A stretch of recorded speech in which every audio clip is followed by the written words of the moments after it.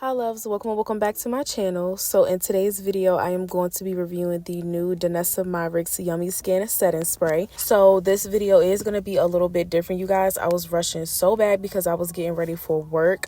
So yeah, I'm just pretty much going to give you guys some information on the product while you guys watch me do my makeup, and I'm also going to talk a little bit about what I'm using as well, because I definitely feel like it's important for you guys to know what primer I use and what kind of foundation that I use, so you can get a little bit of context of how things are kind of going to go and how the products are going to work with the setting spray and vice versa. So yeah, you guys, I just started out with applying my NARS foundation, the light reflecting one.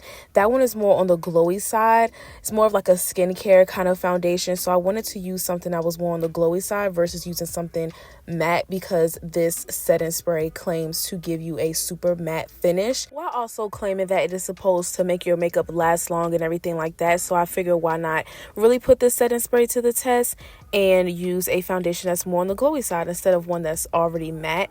We really want to see how this setting spray mattifies the face. So now we can go ahead and get into the information on the product. The new Danessa Myricks Yummy Skin Liquid Blurring Balm Mattifying Setting Spray is a setting spray that claims to be weightless, blurring, and also refines texture, and that sets the makeup to make it last longer as well.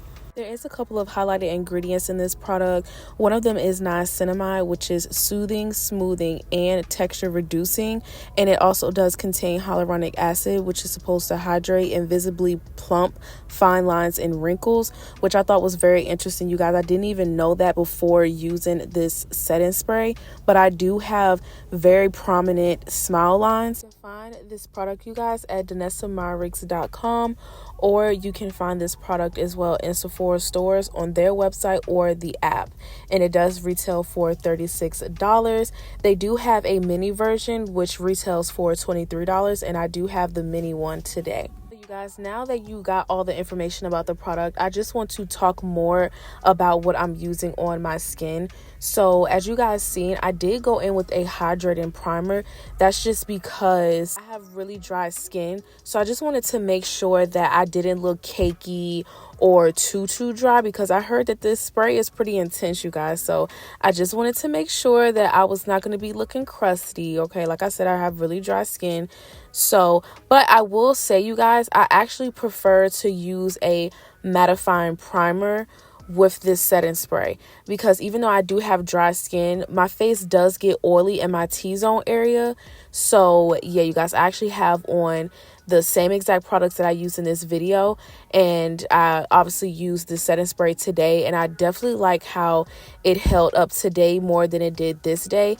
And I really do think that the primer made a huge difference, just switching up my primer. So I did use the e.l.f. Power Grip primer, but I use the mattifying primer instead of the, what is it called? Like the hydrating one, like the blue one. So now I'm just going into my Huda Beauty powder, and I'm just setting those places where I highlighted, which is pretty much under my eyes, on my forehead, my chin, everything like that. So now I'm just going to take my bronzer. I like to pretty much apply the cream first, as you seen earlier, and then I go in to just set that, you guys. I'm just doing my makeup like how I would always do my makeup. I will suggest though, you guys, like if you do have super dry skin to the point where like you're just dry even throughout the day, when you're wearing makeup, then I highly suggest skipping a powder depending on what foundation you're using. If you're already using a matte foundation that sets on its own, I highly suggest that you don't go in with a powder. I feel like it's not necessary, especially with this setting spray, and I'm going to tell you guys why a little later, and also give a few tips on how to apply this setting spray as well, because I've seen some people not really doing it the way that Danessa Myricks suggested. The powder that I'm using to carve out my bronzer and just set the rest of my face is the One Size Loose setting powder in the shade Translucent. This powder is pretty intense, you guys. Like, it is super matte. I feel like the powder is a little bit more on the thicker side, and it's very blurring as well. So I just feel like this was going to be perfect to use, and that like it was just going to complement the spray really well, and vice versa. I just wanted something that was really going to set my face because, like I said earlier, I use a very glowy foundation. So yeah, now I'm just taking my Kosas blush in the shade Adrenaline, and I'm just applying that. And after I do that, I'm just going to go straight into setting my face. As I said before, I am using the mini version, and I'm gonna be honest, you guys, I don't think I showed you what the nozzle looks like. I'll insert a picture if I didn't. But yeah, you guys, one thing that you definitely want to make sure that you do is to shake the bottle. Make sure that you shake it really good. It does have a ball inside, similar to the Huda Beauty setting spray, because it has powder in it, and you want to make sure that all of that powder is evenly distributed so you don't get a powdery film on your face. So I'm just going to take that and just spray all over my face. They do say do like a X, a T, and a O or something like that, but you ain't gotta do like that. Just make sure your whole entire face is saturated, okay? So she does suggest, you guys, that when you spray your face, let the setting spray sit on your face for about a good 60 seconds, and then you go in with a powder puff and just press that spray into your face, so that way you can get more of a blurring and more set effect to your foundation. Now, like I said, I did skip that part, you guys, because like I said, my skin is dry and I just wanted to avoid looking super powdery, especially considering the fact that I used a powder to set my face.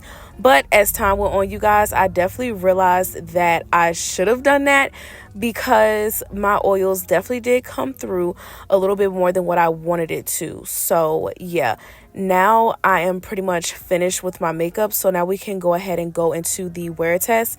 It is currently 6:32, so I decided to check in about almost 2 hours later, you guys, and everything was still looking pretty good and intact. I feel like my face was definitely set, but it did not look too dry. And checking in an hour and a half later, you guys, this is what the face was looking like. Still pretty nice. I feel like I did have just a slight glow, but it wasn't anything too crazy, you guys. That's just my natural oil starting to peek through just a little bit.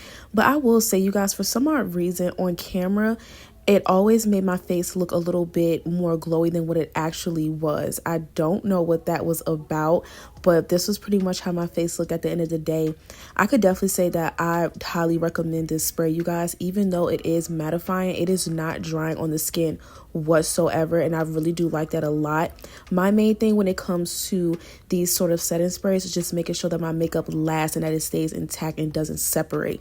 That is like my biggest thing, and it definitely helped with all of those things, you guys. So I do recommend this setting spray. Let me know in the comments down below what you guys think about this setting spray if you do have it, and I will see you guys in my next one.